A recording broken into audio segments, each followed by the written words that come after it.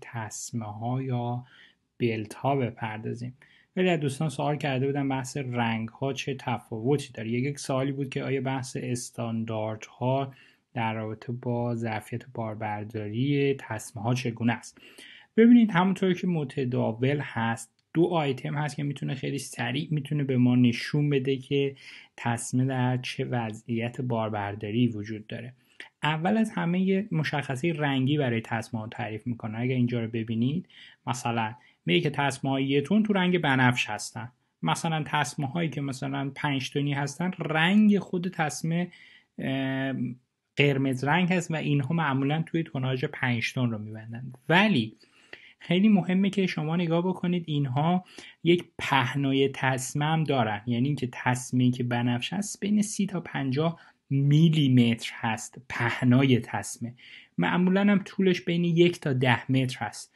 پس این ببینید این بحث طول تسمه و اینکه تو چه پهنایی تولید میشه.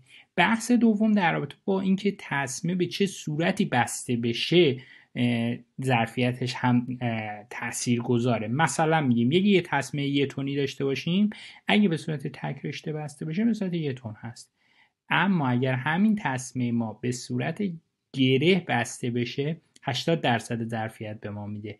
و همینطور مثلا در 10 تن اگه یه تسمه 10 تنی داشته باشیم، همونطوری که میبینید اگه به صورت حالا میگیم گره باشه یا حالت کرواتی بسته بشه، یعنی زیر بار باشه، یعنی بار اینجا باشه، تسمه رو به دور بار بپیچید، یه سلوش 80% تسمه توان اسمی تسمه رو میتونید استفاده بکنید، میشه 8 تن. یعنی مجاز هستید که 8 تن استفاده بکنید. فراموش نکنید تسمه ها همیشه میتونن بیشتر از ظرفیتشون بزنن، ولی ما مجاز نیستیم استفاده بکنیم.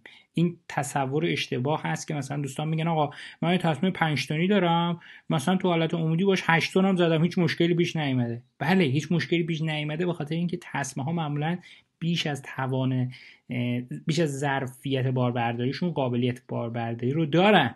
این فقط به خاطر اینه که اگر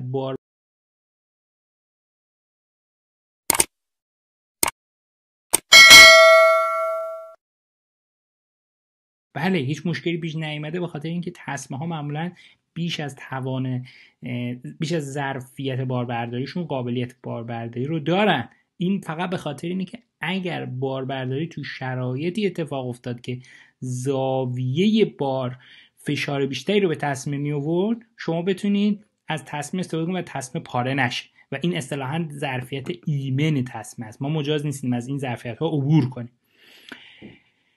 و حالتهای این که تسمه در چه زاویه‌ای قرار بگیره، همه اینها هست که شما میبینید. مثلا این تسمه 10 تن، تسمه 10 تنه ولی در شرایطی میتونه ارزم به حضور شما که 14 تن بزنه. میگه آیه مهندس اینجا اومدین شما یه چیزی عوض کردین، تسمه 10 تن هست، ظرفیت چطور میتونه 14 تن ببره؟ بله، اینجا تسمه رو شما دوبل میکنید اصطلاحاً، یعنی بار رو در اینجا قرار میدید و تسمه رو از اطراف بار رد میکنید. این خیلی مهمه که اینجا نقاط تیز و برنده نداشته باشه، بار شما باری باشه که قابلیت این رو داشته باشه.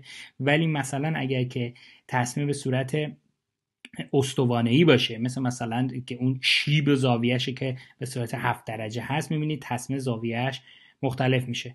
حتما در ویدیوهای دیگه با ویدیوهای بیشتری خدمتتون خواهیم بود، ولی این رو بدونید که تسمه ها با توجه به زاویه‌شون، با توجه به پهناشون، اینها میتونن توناژهای مختلفی به شما بدن. این عدد ثابت هست همیشه. شما مسلما وقتی که تسمه رو میخرید، یا تسمه مثلا 4 تنی میخرید، معمولا پهناش 120 میلی متره و این میتونه 4 تن رو بزنه، ولی در شرایطی که به صورت دوبل استفاده بشه تا 8 تن. ولی این مهمه که ببینید در چه شرایطی باشه. به ما بپیوندید در مجموعه بانک لیفتینگ بانک به کلیه سوالات شما جواب میده و شما میتونید از تمامی سوالات خود در حوزه لیفتینگ استفاده